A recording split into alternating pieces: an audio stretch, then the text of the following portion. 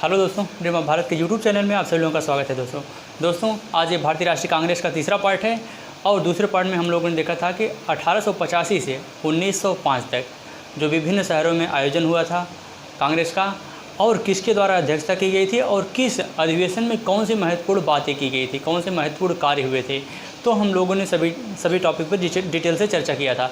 लेकिन आज हम बात जो कर रहे हैं वो हम बात करेंगे 1905 से 1931 तक के बारे में। ठीक, 1931 तक का जो अधिवेशन हुआ था कब, कहाँ और किसके द्वारा हुआ था और किस अधिवेशन में कौन सी महत्वपूर्ण बातें की गई थी, आज हम लोग इसी टॉपिक पर चर्चा करेंगे। तो आइए दोस्तों देख लेते हैं, बिना समय गवाए हुए अपने टॉपिक पर आते हैं। आज देखते हैं 1905 का जो अधिवेशन हुआ था यह बनारस में हुआ था। बनारस में हुआ था गोपाल कृष्ण गोखले के द्वारा अधिवेशन की अध्यक्षता की गई थी। 1905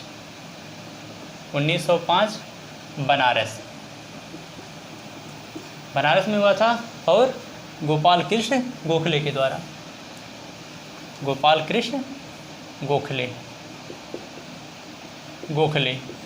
इस अधिवेशन में गोपाल कृष्ण गोखले को विपक्ष का नेता कहा गया।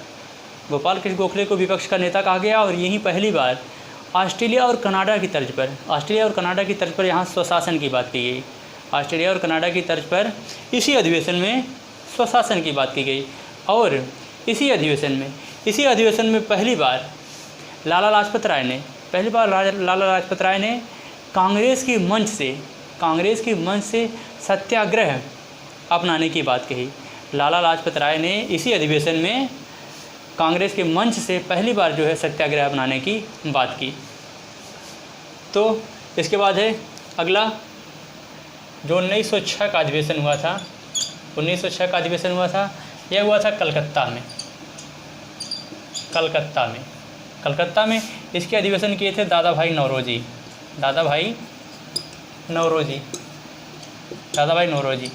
इससे पहले दो बार जो है दादा भाई नौरोजी कांग्रेस के अधिवेशन की अध्यक्षता कर चुके थे। पहली बार जब किए थे तो वह 1886 में अधिवेशन की अध्यक्षता किए थे। इसमें पहली बार यहाँ दादा भाई नौरोजी ने स्वराज या स्वशासन की बात की। दादा भाई नौरोजी ने किस शब्द का प्रयोग किया?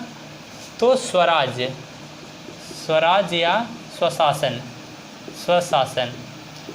स्वशासन शब्द का पहली बार प्रयोग दादा भाई नौरोजी ने यहीं किया 1906 के कलकत्ता अधिवेशन में। यहीं पर राष्ट्रीय शिक्षा संबंधी प्रस्ताव पारित किया गया। राष्ट्रीय शिक्षा संबंधी प्रस्ताव यहीं पे पारित किया गया।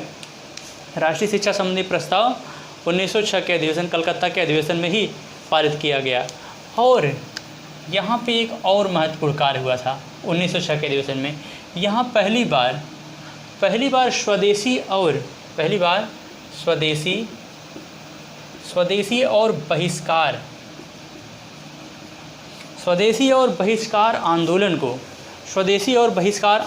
को राजनीतिक हथियार के रूप में प्रयोग करने की सलाह दी गई। स्वदेशी और बहिष्कार आंदोलन को राजनीतिक हथियार के रूप में इस्तेमाल करने की सलाह दी गई इसी अधिवेशन में 1906 के अधिवेशन में। इसके बाद दोस्तों हमारे साथ साथ आप लोग नोट करते चलिएगा। इसके बाद है 1907 का अधिवेशन। 1907 का अधिवेशन यह कहाँ हुआ था? तो 1907 का अधिवेशन जो हुआ था यह सूरत में हुआ था, गुजरात, सूरत। और इस अधिवेशन की अध्यक्षता कर रहे थे डॉक्टर रास बिहारी घोष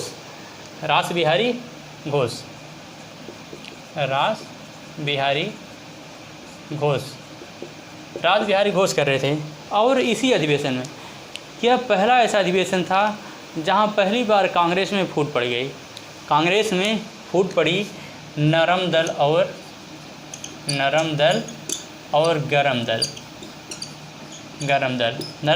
गरम दल के रूप में यहाँ कांग्रेस में फूट पड़ गई। और यह पहला ऐसा अधिवेशन था जो पूर्ण नहीं हो सका, बीच में ही इसे स्थगित करना पड़ा, इसका कोई नतीजा नहीं निकला। और इसे नरम दल और गरम दल विभाजन को ही सूरत विभाजन के नाम से भी जाना जाता है।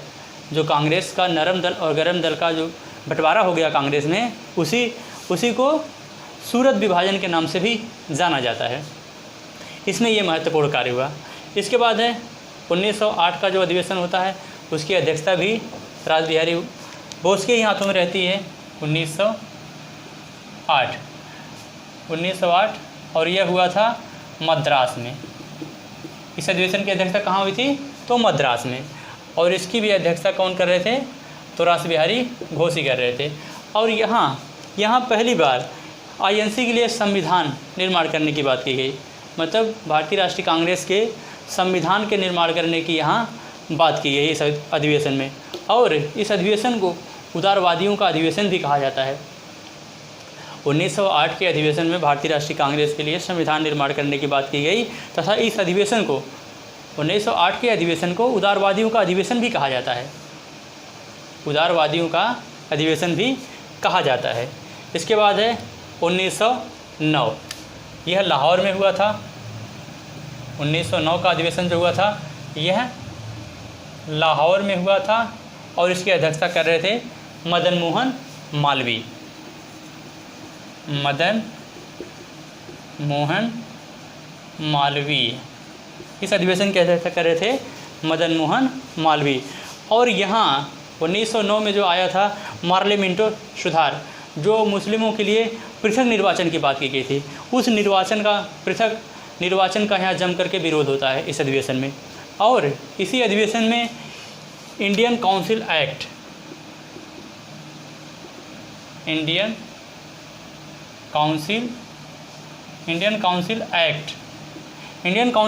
भी इसी अधिवेशन में आता है।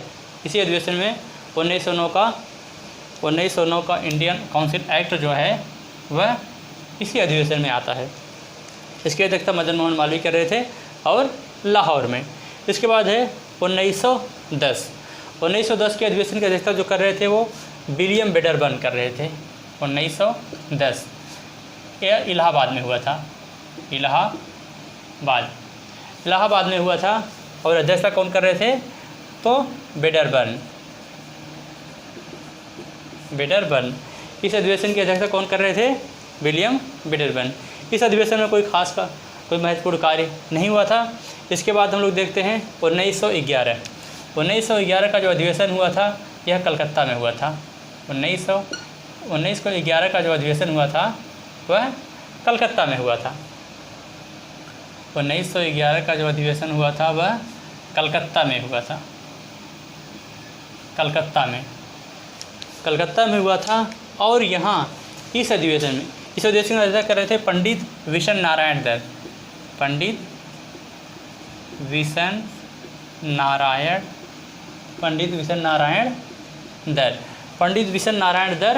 और इस अधिवेशन में पहली बार जनगण मन जो राष्ट्रगान है वह इसी अधिवेशन में गाया गया था, जिसकी रचना कौन किए थे? तो रविन्द्रनाथ टैगोर के द्वारा जो रचित किया गया था जनगण मन राष्ट्रगान, वह 1911 के कलकत्ता अधिवेशन में ही गाया गया था। इसके बाद है 1912 का अधिवेशन जो हुआ था यह हुआ था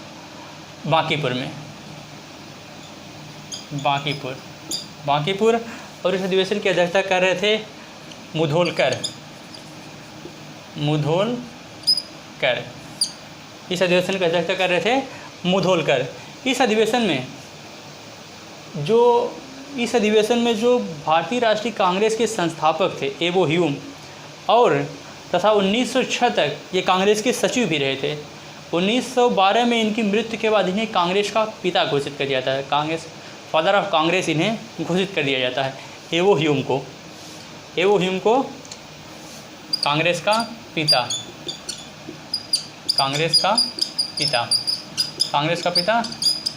एवो ह्यूम को कांग्रेस का पिता घोषित कर दिया जाता है। इसके बाद है 1913 का अधिवेशन। इसकी अध्यक्षता कर रहे थे नवाब सैयद मोहम्मद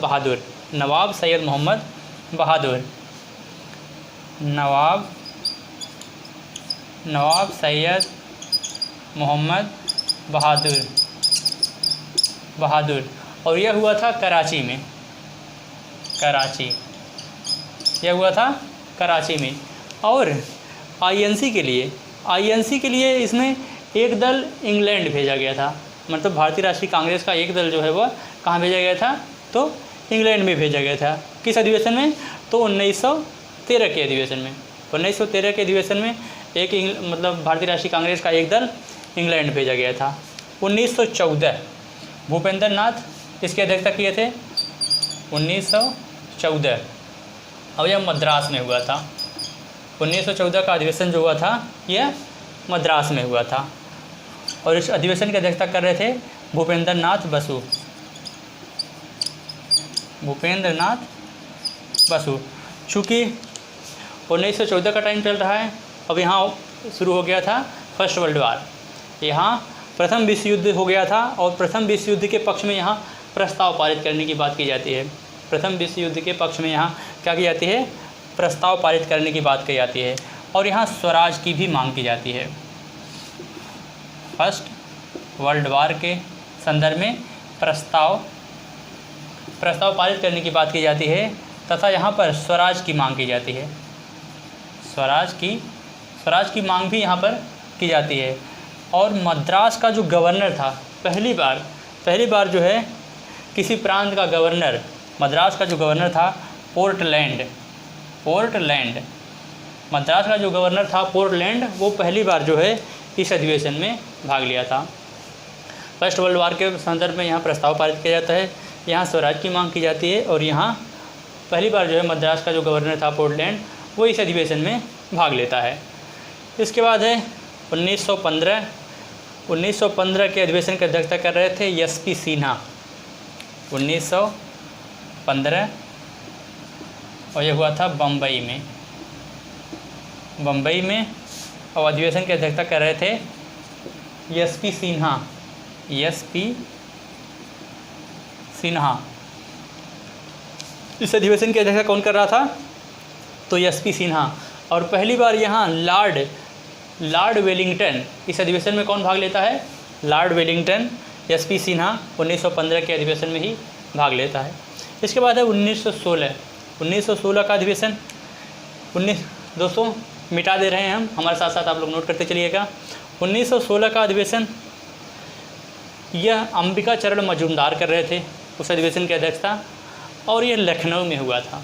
अंबिका चरण मजूमदार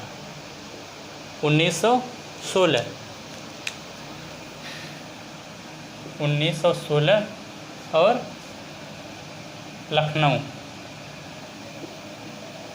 1916 के अधिवेशन की अध्यक्षता कौन कर रहे थे, तो अंबिका चरण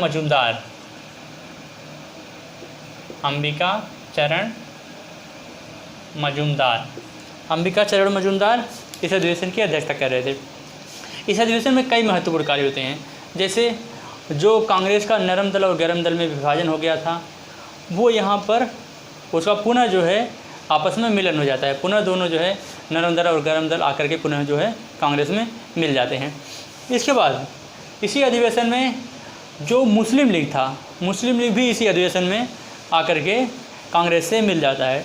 और जब मुस्लिम लीग कांग्रेस से आकर के मिलता है तो इसको लखनऊ पैक्ट के नाम से जाना जाता है। इसको लखनऊ पैक्ट के नाम से जाना जाता है। मुस्लिम लीग यहाँ इस अधिवेशन में आईएनसी का जो नरम दल और गरम दल मिलता है, प्लस मुस्लिम लीग भी इस अधिवेशन में आकर के मिल जाता है। इसे लखनऊ पैक्ट के नाम से जाना जाता है। लखनऊ पैक्ट के नाम से जाना जाता है इस अधिवेशन में। इसके बाद है 1917 का अधिवेशन। 1917 का अधिवेशन। 1917 के अधिवेशन की अध्यक्षता कर रही थी 1917 के अधिवेशन की अध्यक्षता कर रही थी एनी बेसेंट 1917, और यह हुआ था कलकत्ता में। एनी बेसेंट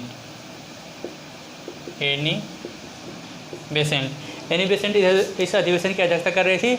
और यह अधिवेशन पहला ऐसा अधिवेशन था जब किसी महिला के द्वारा जो है इस अधिवेशन की अध्यक्षता किया जाता है, और वो भी विदेशी, मतलब आयरलैंड की मूल निवासी, आयरलैंड की मूल की जो है ये थी एनी बेसेंट, इनके द्वारा जो है कांग्रेस के अधिवेशन की अध्यक्षता की जाती है। और इस अधिवेशन में एक और कार्य होता है कि यहाँ पहली बार जो है कांग्रेस जो है अपना तिरंगा स्वीकार करता है, मतलब तिरंगा यहाँ जो है स्वीकार किया जाता है।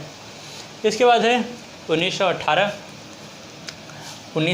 का अधिवेशन, जिसकी अध्यक्षता कर रहे थे मदन मोहन मालवीय। 1918 के अधिवेशन का 1918 यह मदन मोहन मालवीय के द्वारा किया गया था, और यह जो किया गया था दिल्ली में मालवीय के द्वारा मदन मोहन मालवीय के द्वारा किया गया था। और इसमें कई महत्वपूर्ण कार्य हुए थे। जैसे पहली बार हम लोगों ने देखा था कि कांग्रेस में जो विभाजन हुआ था वो 1907 सूरत के अधिवेशन में हुआ था, लेकिन यहाँ दूसरी बार कांग्रेस में कब फूट पड़ती है तो वह 1918 के अधिवेशन में। यहाँ सुरेंद्र नाथ बनर्जी समेत कई जो थे उदारवादी नेता कांग्रेस से इस्तीफ़ा दे देते हैं। अभी हम लोगों ने देखा था कि 1907 में जो हुआ था विभाजन, वो गरम दल के लोगों ने इस्तीफ़ा दे दिया था, मतलब अलग हो गए थे। लेकिन यहाँ देख रहे हैं कि नरम दल सुरेंद्र नाथ बनर्जी जो थे ये मतलब उदारवादी टाइप के नेता थे। तो सुरेंद्र नाथ बनर्जी समेत कई जो है उदारवादी नेता यहाँ क्या करते हैं, कांग्रेस से इस्तीफ़ा दे देते हैं। और यहाँ पर पहली बार हिंदी भाषा पे जोर दिया जाता है। हिंदी भाषा पर यहाँ जोर दिया जाता है। हिंदी भाषा पर जोर दिया जाता है। और यह एक मात्र ऐसा अधिवेशन था, जहाँ हज़ारों किसानों ने इस अधिवेशन में, कांग्रेस की इस अधिवेशन में हज़ारों किसानों ने भाग लिया था। तो इस अधिवेशन में किसानों ने भाग लिया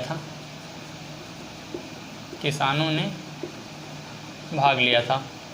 इसके बाद है 1919 का अधिनियम, 1919 का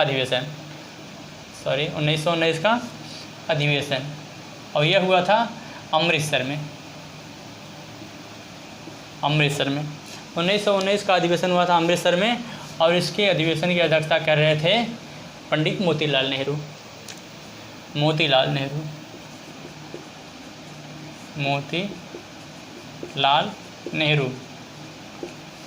नेहरू कर रहे थे। और चूँकि यह चल रहा है समय 1919 का, और 1919 में ही एक कुकृत घटना घटी थी, जलियांवाला बाग का हत्याकांड। जनरल डायर के द्वारा जो मतलब अंधाधुंध गोलियां बरसाई गई थी, तो इसकी निंदा की जाती है। इस अधिवेशन में जलियांवाला बाग के हत्याकांड की निंदा की जाती है, और इसी अधिवेशन में खिलाफत आंदोलन को सपोर्ट किया जाता है, खिलाफत आंदोलन को प्रमोट किया जाता है इसी अधिवेशन में। इसके बाद है 1920 का अधिवेशन, वीर राघवाचारी कर रहे थे। 1920 का अधिवेशन वीर राघवाचारी कर रहे थे नागपुर में।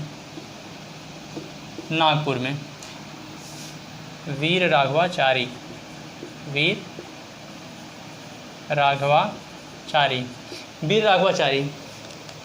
इस अधिवेशन की अध्यक्षता कर रहे थे वीर राघवाचारी। इस अधिवेशन में कई महत्वपूर्ण कार्य हुए। असहयोग आंदोलन के लिए यहाँ प्रस्ताव पारित किया गया। और उसका नेतृत्व किसके हाथों में दिया गया? महात्मा गांधी के हाथों में। असहयोग आंदोलन का प्रस्ताव पारित करके उसका नेतृत्व महात्मा गांधी के हाथों में दिया गया। असहयोग प्रस्ताव पारित कर गांधी के हाथों में दिया गया, महात्मा गांधी के। और यहाँ आईएनसी के संविधान में संशोधन किया गया, मतलब भारतीय राष्ट्रीय कांग्रेस के संविधान में, आईएनसी के संविधान में संशोधन। और पहली बार यहाँ भाषाई आधार पर राज्यों के गठन की बात की गई। भाषाई आधार पर राज्यों के पुनर्गठन की बात की गई, या आधार मतलब भारतीय भाषाई आधार पर राज्यों का या प्रांतों का गठन करने की बात इसी अधिवेशन में की गई, 1920 के अधिवेशन में। इसके बाद है 1921 के अधिवेशन की अध्यक्षता कर रहे थे हकीम अजमल खां,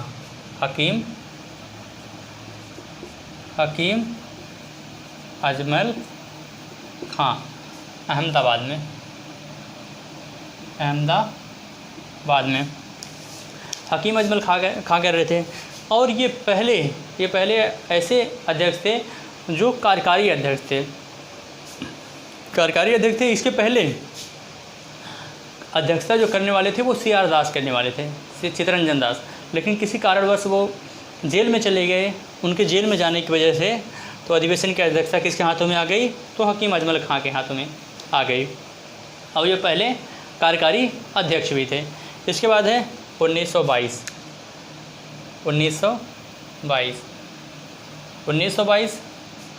और ये अधिवेशन होता है गया में।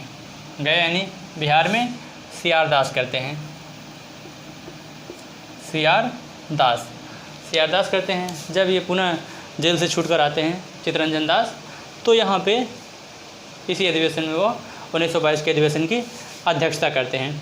इसके बाद है 1923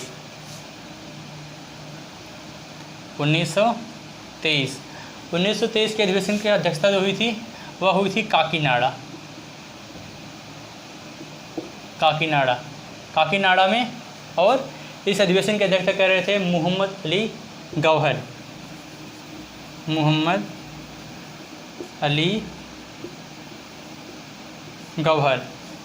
इस अधिवेशन की अध्यक्षता कर रहे थे मोहम्मद अली गौहर। इस अधिवेशन में भी कोई खास महत्वपूर्ण कार्य नहीं हुआ था। इसके बाद है 1924 का अधिवेशन। 1924 आप सभी लोग जानते हैं, ये अधिवेशन बहुत ही फेमस है। यह हुआ था बेलगांव में। और ये एकमात्र ऐसा अधिवेशन था जो किसके द्वारा किया गया था, तो महात्मा गांधी के द्वारा। यह अधिवेशन महात्मा गांधी के द्वारा किया गया था।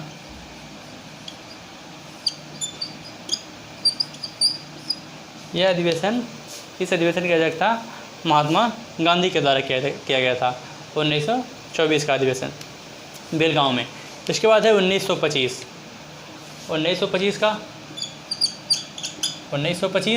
और इस अधिवेशन की अध्यक्षता कर रही थी सरोजनी नायडू।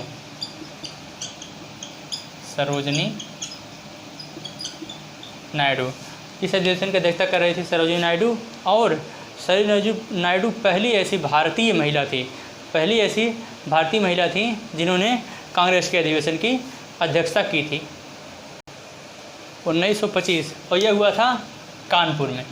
इस अधिवेशन की अध्यक्षता कहाँ कर रही थी, तो कानपुर में सरोजनी नायडू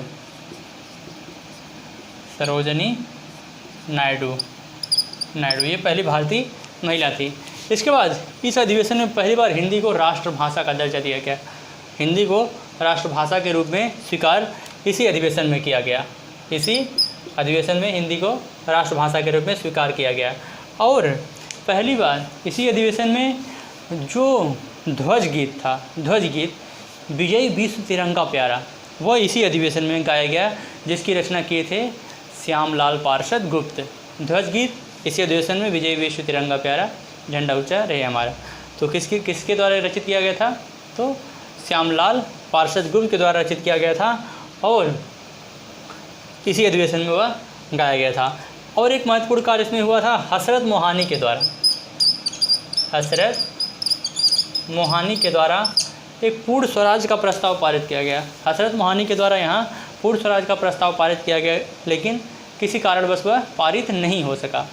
हसरत मोहानी के द्वारा पूर्ण स्वराज का जो है लक्ष्य रखा गया, लेकिन वह पारित नहीं हो सका इसी अधिवेशन में। इसके बाद है 1926 के अधिवेशन की अध्यक्षता कर रहे थे श्रीनिवास अयंगर। 1926 और ये हुआ था गुवाहाटी में। इसकी अधिवेशन की अध्यक्षता कौन कर रहे थे, श्रीनिवास अयंगर।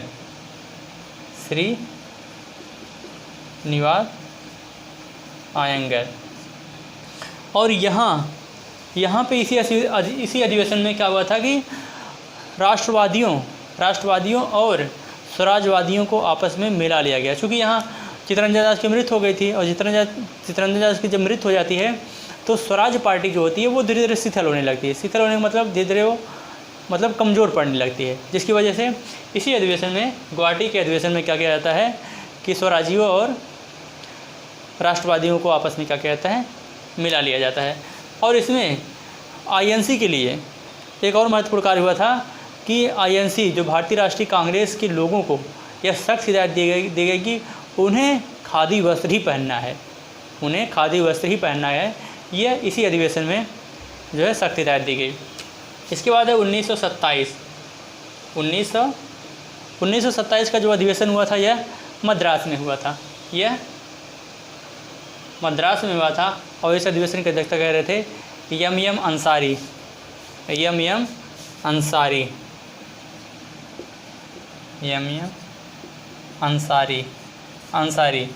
और यहाँ इस अधिवेशन में चूँकि 1927 का टाइम चल रहा है, तो इस समय जो है साइमन कमीशन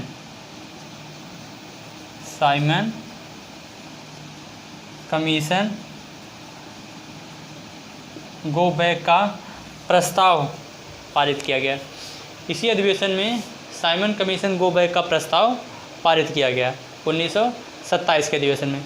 और एक महत्वपूर्ण कार्य इसमें हुआ, इसमें पूर्ण स्वराज का लक्ष्य जो है इसी अधिवेशन में रखा गया। पूर्ण स्वराज का या पूर्ण स्वाधीनता का, पूर्ण स्वाधीनता का लक्ष्य जो है वह इसी अधिवेशन में रखा गया 1927 के अधिवेशन में। इसके बाद है 1928 के अधिवेशन की अध्यक्षता कर रहे थे पंडित मोतीलाल नेहरू। 1928 के अधिवेशन की अध्यक्षता कर रहे थे मोतीलाल नेहरू कलकत्ता में मोतीलाल नेहरू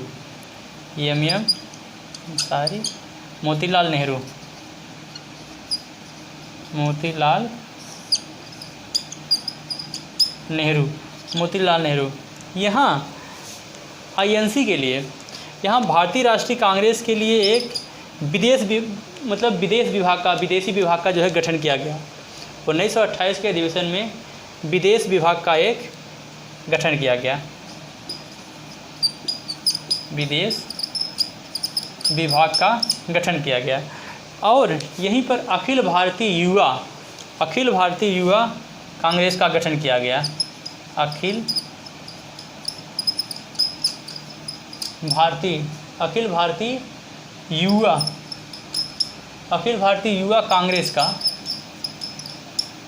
युवा कांग्रेस का गठन हुआ 1928 के अधिवेशन में ही किया गया। किसके द्वारा? तो मोतीलाल नेहरू के द्वारा।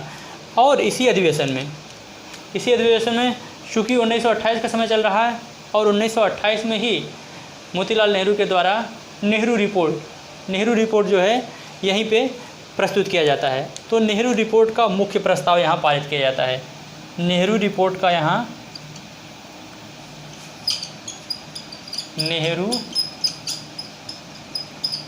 का प्रस्ताव यहाँ पारित किया जाता है। नेहरू रिपोर्ट का प्रस्ताव पारित किया जाता है और यह सख्त हिदायत दी जाती है अंग्रेज़ों को यह सख्त हिदायत दी जाती है कि यदि 31 दिसंबर 1930 से पहले 31 दिसंबर 1930 से पहले यदि हमारी मांगों पर विचार नहीं किया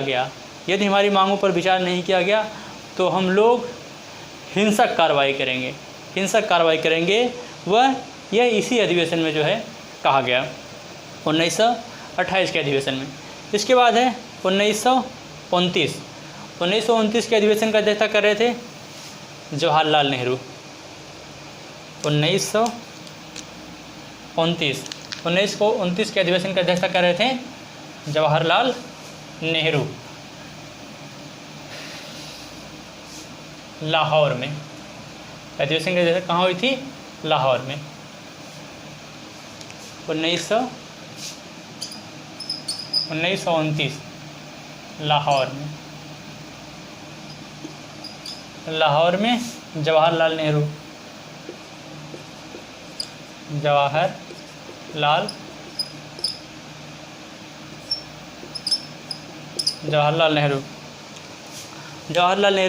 यहाँ जो है पूर्ण स्वराज का यहाँ लक्ष्य रखा जाता है या पूर्ण स्वराज का यहाँ प्रस्ताव पारित किया जाता है इस अधिवेशन में। 1929 के अधिवेशन में जो लाहौर में हुआ था, यहाँ पूर्ण स्वराज का प्रस्ताव पारित किया जाता है। रावी नदी के तट पर, रावी नदी के तट पर रात को 12 बजे जो है तिरंगा फहराया जाता है। और 26 जनवरी 1930 को स्वतंत्रता दिवस के रूप में मनाया जाता है। पहला स्वतंत्रता दिवस के रूप में जो है यह मनाया जाता है। कब? तो 26 जनवरी 1930 को। 26 जनवरी 1930 को 26 जनवरी 1930 को यहाँ मनाया जाता है। इसके बाद यहाँ सविनय अवज्ञा आंदोलन, यहाँ सविनय अवज्ञा आंदोलन के लिए, चूँकि महात्मा गांधी जब 12 मार्च से दांडी यात्रा स्टार्ट करते हैं, ठीक, दांडी यात्रा स्टार्ट करने के बाद जब वहाँ पहुँचते हैं वो नमक कानून तोड़ते हैं, तो वहीं से जो है सविनय अवज्ञा आंदोलन प्रारंभ करने की घोषणा कर देते हैं। सविनय अवज्ञा आंदोलन प्रारंभ करने की यहाँ घोषणा कर दी जाती है। किसके द्वारा? महात्मा गांधी के द्वारा। तो वह इसी अधिवेशन में ये महत्वपूर्ण कार्य हुआ था। इसके बाद है यहाँ एक और कार्य हुआ था, डेमोक्रेटिक पार्टी का यहाँ गठन होता है। डेमोक्रेटिक पार्टी का गठन, डेमोक्रेटिक पार्टी का गठन किस अधिवेशन में होता है? तो डेमोक्रेटिक पार्टी का अधिवेशन जो है, डेमोक्रेटिक पार्टी का गठन वह 1929 के अधिवेशन में ही होता है। इसके बाद 1930 में कोई अधिवेशन नहीं हुआ था। इसके बाद 1931 के अधिवेशन की अध्यक्षता कर रहे थे सरदार वल्लभ भाई पटेल, और यह अधिवेशन जो हुआ था वह कराची में हुआ था। तो इस अधिवेशन के बारे में दोस्तों हम अगले वीडियो में चर्चा करेंगे। अब मुझे लगता है कि हमारी बातें लगभग कंप्लीट हो गई और बातें हमारी आपको अच्छी तरह से समझ में भी आई होंगी। तो दोस्तों हमें इजाज़त दीजिए। जय भारत, जय हिंद।